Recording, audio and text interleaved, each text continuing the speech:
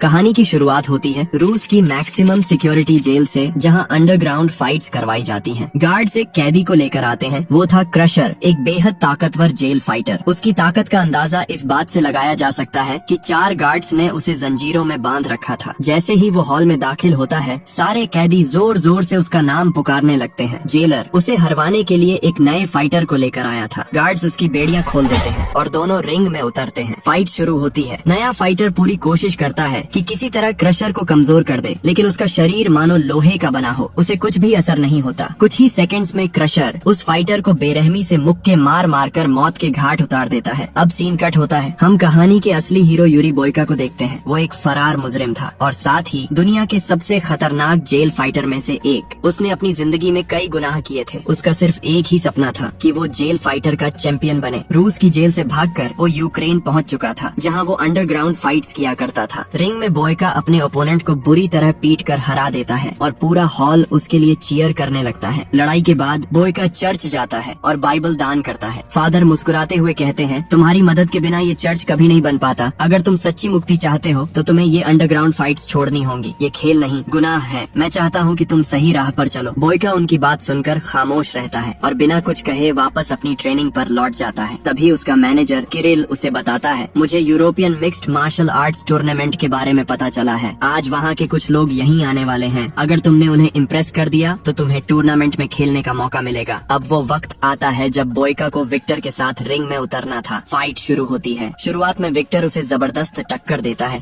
लेकिन आखिर में बोयका का जुनून और ताकत हावी हो जाते हैं। वो विक्टर के चेहरे पर जोरदार किक मारता है। विक्टर जमीन पर गिर जाता है। उसका माउथ गार्ड बाहर निकल जाता है। वो दोबारा उठकर हमला करने की कोशिश करता है, मगर बोयका के एक मुक्के से वो फिर नीचे जा गिरता है। बोयका उससे कहता है, give up Victor, it's over. लेकिन विक्टर गुस्से में फिर हमला करता है और इस बार बोयका के एक जबरदस्त पंच से वो बेहोश होकर गिर पड़ता है। बोयका जीत जाता है। चारों तरफ उसका नाम गूंजता है। टूर्नामेंट के एजेंट्स उसके पास आते हैं। 2 हफ्ते बाद टूर्नामेंट शुरू होगा। अगर तुम जीत गए तो तुम्हारी जिंदगी बदल जाएगी। किरिल उसे जीत के पैसे देता है। बोयका घर लौटने लगता है, लेकिन विक्टर को फाइट के दौरान गंभीर चोट आई थी। उसे अस्पताल ले जाया गया, लेकिन वो बच नहीं पाया। बोयका को ये बात अंदर से तोड़ देती है। रात भर उसे नींद नहीं आती। उसे फादर की बात याद आती है, अगर तुमने सही रास्ता नहीं चुना तो गॉड भी तुमसे नाराज हो जाएंगे। अगले दिन वो किरिल से पूछता है, विक्टर कैसा है? किरिल भारी मन से कहता है, उसके दिमाग पर गहरी चोट लगी थी, वो अब नहीं रहा, लेकिन तुम्हारा इसमें कोई कसूर नहीं। हर फाइटर जान दांव पर लगाकर ही रिंग में उतरता है। बोयका की आंखें भर आती हैं। वो पूछता है, क्या उसका कोई परिवार था? किरिल उसे विक्टर का बैग थमा देता है। बोयका बैग खोलता है। अंदर से उसे एक खत मिलता है जो विक्टर की वाइफ अल्मा ने लिखा था। खत पढ़ते ही बोयका का दिल टूट जाता है। उसे एहसास होता है कि उसने एक आदमी ही नहीं, एक पूरे परिवार को उजाड़ दिया। बोयका फैसला करता है कि वो अल्मा से मिलने रशिया जाएगा और किसी भी तरह अपनी गलती सुधारने की कोशिश करेगा। रूस में विक्टर का अंतिम संस्कार चल रहा था। बहुत से लोग वहाँ इकट्ठा हुए थे। शहर का सबसे बड़ा गुंडा जोराब भी वहाँ आया था। वो खामोशी से देख रहा था। उसके दिल में अल्मा के लिए एक अजीब सी दिलचस्पी जग चुकी थी। जोराब ने अल्मा के पास जाकर कहा, तुमने विक्टर के साथ मिलकर मुझसे बहुत पैसे उधार लिए थे। मुझे नहीं लगता कि तुम उसे चुका पाओगी। अगर तुम मेरी हो जाओ तो मैं तुम्हारी सारी परेशानियां दूर कर दूंगा। अल्मा ने कड़ी आवाज में जवाब दिया, मेरे पति के अंतिम संस्कार पर तुम ऐसी बातें कैसे कर सकते हो? क्या तुम्हें गॉड का थोड़ा सा भी खौफ नहीं? जोराब ने नरमी का नाटक किया, मैं बस तुम्हारी मदद करना चाहता हूँ। फिर वो वहाँ से चला गया। वहीं किरिल बोयका को नकली पासपोर्ट देता है। तुम्हें एक लोकल बस में बैठकर रशिया जाना होगा। बस बॉर्डर पार करके एक मिलिट्री चेक पॉइंट से होकर जाना है। वहाँ इंटरनेट नहीं होगा। अगर तुमने कोई गड़बड़ नहीं की तो किसी को तुम्हारी असलियत का पता नहीं चलेगा। बोयका नकली पहचान के साथ मिनी बस में बैठता है। चेक पॉइंट पर एक फौजी पूछताछ करता है। बोयका अपने फर्जी कागजात शांति से पेश कर देता है। फौजी को कोई शक नहीं होता और बोयका रशिया में पहुंच जाता है। वह होटल में अपना सामान रखकर खत में लिखे पते पर अल्मा से मिलने कम्युनिटी सेंटर जाता है। वहाँ कई अनाथ बच्चे थे। अल्मा उनका ख्याल रखा करती थी। अचानक जोराब के गुंडे आकर अल्मा को जबरदस्ती गाड़ी में बैठाकर ले जाते हैं। अल्मा जाते हुए एक पल के लिए बोयका को देखती है। बोयका कम्युनिटी सेंटर के गार्ड से पूछकर जोराब के अंडरग्राउंड फाइटिंग क्लब तक पहुँचता है। वहाँ अल्मा वेटर की तरह काम कर रही होती है। लोगों को शराब सर्व किया करती थी। अल्मा बोयका को देखकर चौंकती है। वो पूछती है, आप कौन हैं और आप मेरा पीछा क्यों कर रहे हैं? बोयका धीरे से विक्टर के बारे में बताना शुरू करता है, लेकिन तभी जोराब का सीनियर गार्ड स्लावा बीच में आ जाता है। स्लावा अल्मा को वहाँ से सुरक्षित निकालता है और बोयका को होटल के बाहर ले जाकर घेरता है। सीसीटीवी स्क्रीन पर जोराब बोयका को देख रहा था। उसने अपने गुंडों को हुक्म दिया, बोयका पर हमला करो। गुंडे टूट पड़े और बोयका ने एक एक करके उन्हें हरा दिया। स्लावा ने बंदूक निकालकर बोयका बोयका को डराने की कोशिश की। बोयका ने तेजी से बंदूक छीन ली और स्लावा को भी जमीन पर धकेल दिया। तभी जोराब खुद आया और बोला, तुम बहुत अच्छा लड़ते हो, यह मेरा क्लब है और मैं चाहता हूँ कि तुम मेरे लिए लड़ो। बोयका ने साफ कहा, मैं यहाँ लड़ने नहीं आया, मैं अल्मा से बात करने आया हूँ। जोराब ने कड़वाहट से कहा, मेरी इजाजत के बिना कोई अल्मा के पास नहीं जा सकता। मैंने इस शहर के साथ साथ उसे भी अपने कब्जे में ले लिया है। अगर तुम फिर उसके पास आए तो मैं तुम्हें जिंदा नहीं छोड़ूंगा। बोयका ने देखा वहाँ काफी सारे हथियारों से लेस गुंडे थे। एक अकेला वह इन सब का सामना नहीं कर सकता था, इसलिए वो चुपचाप वहाँ से निकल गया। जोराब ने स्लावा को हुक्म दिया, इस आदमी पर नजर रखो। स्लावा ने आदेश मान लिया। बोयका को अपनी पुरानी लड़ाइयों के सपने आते हैं, तेज, डरावने और खतरनाक। वह डर के मारे जाग जाता है। अगली सुबह बोयका फिर कम्युनिटी सेंटर लौट आता है। गार्ड उसे रोकने की कोशिश करता है। बोयका ने एक मुक्का मारकर उसे बेहोश कर दिया। वो अल्मा के पास जाकर विक्टर का खत थमाता है। अल्मा समझती है कि वो विक्टर का दोस्त है जो दूर से बस खत देने आया है। वो बोयका का शुक्रिया अदा करती है। बोयका पूछता है, क्या तुम्हारा बॉस जोराब तुम्हें परेशान करता है? अल्मा ने बताया, विक्टर और मैंने जोराब से कर्ज लिया था ताकि हम इन अनाथ बच्चों की मदद कर सकें। अब उधार चुकाने के लिए मैं जोराब के लिए काम करती हूँ। फिर अल्मा ने पूछा, क्या तुमने विक्टर की आखिरी फाइट देखी थी? बोयका घबराते हुए बोला, विक्टर ने अपनी आखिरी लड़ाई मुझसे लड़ी थी और उसके बाद वह चला गया। ये सब एक हादसा था, मैं उसकी कमी पूरी नहीं कर सकता, पर अगर मैं तुम्हारी किसी काम आ सकूं तो मुझे खुशी होगी। बोयका ने वही पैसे निकाल कर अल्मा को दे दिए, वो पैसे जो उसने विक्टर के खिलाफ फाइट जीत कर जीते थे। अल्मा गुस्से से बोली, तुमने पैसों के लिए ही मेरे पति की जान ली होगी, मुझे तुम्हारे पैसों की जरूरत नहीं। अब यहाँ से चले जाओ और अपनी शक्ल फिर मत दिखाना। बोयका चुपचाप वहाँ से चला जाता है। जोराब अपने फाइटिंग क्लब के लिए नए फाइटर्स की तलाश में था, लेकिन उसे कोई अच्छा फाइटर नहीं मिल रहा था। तभी बोयका वहाँ आता है। उसने एक गार्ड को एक ही मुक्के में गिरा दिया और पूछा, अल्मा ने तुमसे कितने पैसे उधार लिए थे? जोराब मुस्कुराते हुए कहता है, तुम्हारा अल्मा से कोई लेना देना नहीं, अपनी पूरी जिंदगी की कमाई से भी तुम उसका कर्ज नहीं चुका सकते। बेहतर होगा शहर छोड़ दो वरना मारे जाओगे। बोयका जवाब देता है, मैं एक सौदा करना चाहता हूँ, मैं तुम्हारे लिए फाइट करूंगा और बदले में तुम अल्मा का कर्ज माफ करके उसे आजाद कर दोगे। जोराब कहता है, ठीक है, तुम्हें मेरे लिए 3 फाइट्स करनी होंगी और अगर तुमने मेरे चैंपियन को हरा दिया तो मैं अल्मा का कर्ज माफ कर दूंगा। बोयका कहता है, मैं तैयार हूँ, लेकिन मुझे हर फाइट के बाद एक दिन का आराम और ट्रेनिंग की जगह चाहिए। जोराब उसे उसके असली नाम से बुलाता है, यूरी बोयका। वो हैरान रह जाता है कि जोराब को उसकी असलियत कैसे पता चली। जोराब कहता है, ये मेरा शहर है बोयका, यहाँ कोई मुझसे छुप नहीं सकता। पुलिस की चिंता मत करो, मेरे रहते वो तुम्हारा कुछ नहीं बिगाड़ सकते। स्लावा पूछता है, बॉस आप इस आदमी के पीछे वक्त क्यों बर्बाद कर रहे हैं? जोराब कहता है, हैरानी की बात है कि तुम यूरी बोयका को नहीं जानते, लेकिन जल्द ही जान जाओगे। थोड़ी देर बाद अल्मा बोयका से मिलने आती। वो कहती है, क्या तुम्हें लगता है कि फाइट्स जीतकर तुम मुझे खरीद लोगे? मुझे तुम्हारी मदद और पैसों की कोई जरूरत नहीं, बस मुझे अकेला छोड़ दो। बोयका कहता है, मुझे तुमसे कुछ नहीं चाहिए, विक्टर की मौत मेरी वजह से हुई, मैं अपनी गलती सुधारने के लिए ये सब कर रहा हूँ, मैं तुम्हारे साथ खुद को भी बचाने आया हूँ। अल्मा को यकीन नहीं होता और वो वहाँ से चली जाती है। बोयका पास के जिम में जाकर ट्रेनिंग करने लगता है। एक आदमी उसे परेशान करने की कोशिश करता है, लेकिन बोयका की एक किक से वो नीचे गिर जाता है। रात को बोयका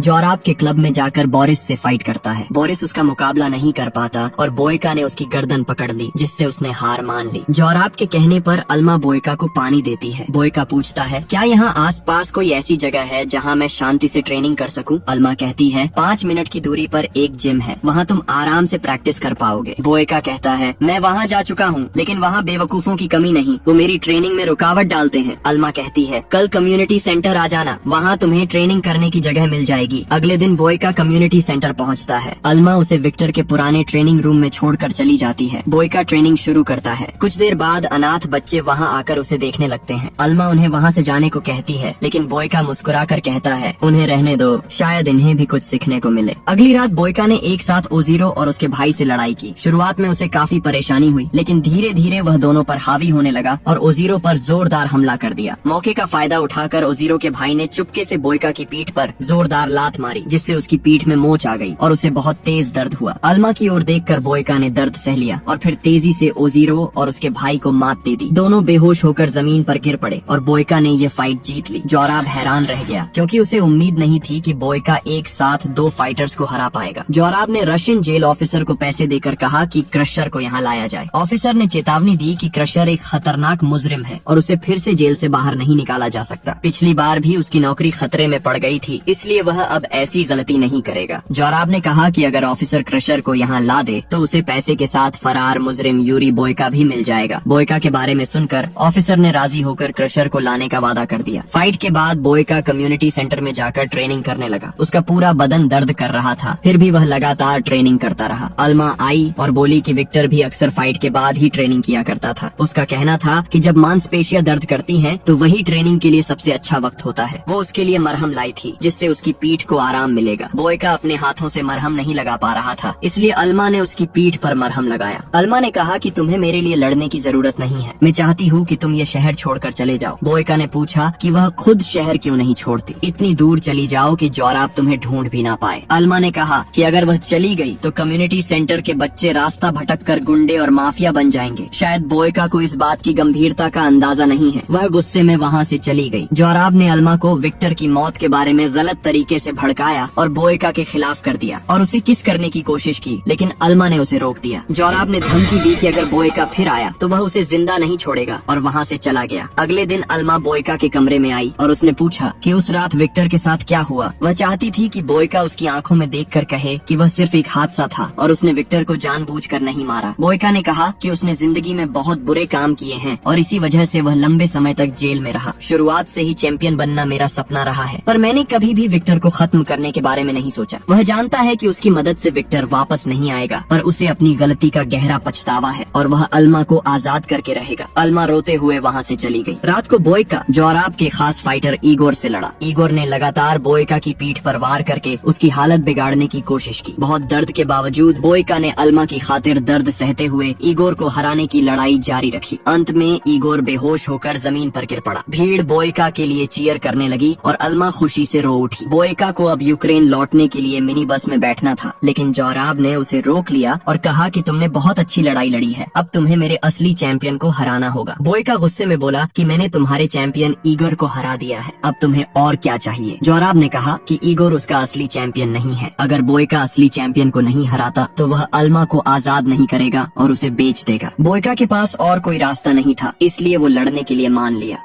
बोयका को अपने मैनेजर का फोन आता है। वो कहता है, अगर तुम 10 बजे वाली बस में बैठकर रशिया नहीं आए तो यूरोपियन टूर्नामेंट में हिस्सा नहीं ले पाओगे। बोयका जवाब देता है, फिक्र मत करो, मैं वक्त पर पहुंच जाऊंगा। तभी जेल ऑफिसर क्रशर को लेकर क्लब में पहुंचता है। बोयका और क्रशर के बीच फाइट शुरू होती है। बोयका उस पर हमला करने की कोशिश करता है, लेकिन क्रशर का शरीर बहुत मजबूत था, उसे बोयका के वारों से कोई असर नहीं हुआ। क्रशर ने बोयका के चेहरे पर जोरदार मुक्के मारे, जिससे उसका माउथ गार्ड निकल गया और वह जमीन पर गिर गया। बोयका की हालत देखकर जोराब खुश हो गया, जबकि अल्मा घबरा रही थी। बोयका दोबारा उठ खड़ा हुआ और फिर से लड़ने लगा। क्रशर ने उसे उठाकर जमीन पर पटक दिया, लेकिन बोयका ने हार नहीं मानी। वह अल्मा की तरफ देखकर अपने दर्द को सहन करता रहा और पूरी ताकत से क्रशर पर हमला करने लगा। क्रशर अपने भारी शरीर की वजह से बोयका की तेजी से बच नहीं पाया और धीरे धीरे कमजोर पड़ने लगा। बोयका ने मौका देखकर क्रशर का एक हाथ और पैर तोड़ दिया और फिर उसे एक जोरदार लात मारकर रिंग से बाहर फेंक दिया। क्रशर बेहोश हो गया और बोयका ने लड़ाई जीत ली। जोराब ने स्लावा को पुलिस बुलाने के लिए कहा और खुद अल्मा को लेकर वहाँ से जाने लगा। बोयका उसे रोकने के लिए दौड़ा, लेकिन गार्ड्स ने उसे बेसबॉल बैट से बुरी तरह पीटा, जिससे उसकी हालत खराब हो गई। अल्मा यह देखकर जोर जोर से चिल्लाने लगी। उसकी आवाज सुनकर बोयका ने फिर से उठने की कोशिश की। उसने गार्ड्स से बैट छीन ली और उन्हें एक एक करके मार गिराया। स्लावा ने बोयका पर गोली चला दी, जिससे उसके कंधे और पैर में गोली लग गई, लेकिन बोयका ने पलटकर स्लावा के पैर में गोली मारी और उसे छत से नीचे गिरा दिया। जोराब अल्मा को जबरदस्ती लेकर जाने की कोशिश कर रहा था, तभी बोयका बंदूक लेकर वहाँ आ गया। जोराब ने अल्मा को मारने की धमकी देकर बोयका से बंदूक फेंकवा दी। वह बोला, तुम एक मामूली फाइटर हो, तुम अल्मा को कुछ नहीं दे सकते, बेहतर होगा कि इसका पीछा छोड़ दो। उसी पल अल्मा ने जोराब का हाथ काट लिया। बोयका ने मौका देखकर उस पर हमला किया, लेकिन जोराब ने उसके पेट में गोली मार दी। फिर भी बोयका ने हार नहीं मानी। उसने उसे पकड़कर जमीन पर गिरा दिया और उसकी गर्दन दबाकर उसे मार डाला। बोयका ने अल्मा की तरफ देखा और कहा, क्या तुम मुझे माफ कर सकती हो? लेकिन अल्मा ने कोई जवाब नहीं दिया। कुछ देर बाद पुलिस वहाँ पहुँची और बोयका को गिरफ्तार कर लिया। 6 महीने बाद अल्मा बोयका से मिलने जेल आई। उसे देखकर बोयका हैरान रह गया। उसने कहा, मुझे उम्मीद नहीं थी कि तुम मुझसे मिलने आओगी। खैर, कम्युनिटी सेंटर के बच्चे कैसे हैं? अल्मा मुस्कुराई और कुछ पेंटिंग्स दिखाते हुए बोली, बच्चों ने तुम्हारी तस्वीरें बनाई हैं। मुझे माफ कर दो, मैं पहले ही आना चाहती थी, लेकिन हिम्मत नहीं जुटा पाई। जब पहली बार तुम मेरे सामने आए, मुझे तुमसे नफरत थी, मगर फिर तुमने मुझे एहसास दिलाया कि इस दुनिया में अब भी अच्छाई बाकी है। आज मैं तुम्हारा शुक्रिया अदा करने आई हूँ। तुमने मुझे मेरी इज्जत और आजादी दोनों वापस दी और आज मैंने भी तुम्हें तुम्हारी गलती के लिए माफ कर दिया। बोयका की आंखों में सुकून था। पुलिस ऑफिसर उसे वापस ले गए। जेल में लौटकर वह फिर से अंडरग्राउंड फाइट्स में हिस्सा लेने लगा, लेकिन अब उसका मकसद सिर्फ जीतना नहीं था, बल्कि खुद को सही साबित करना था।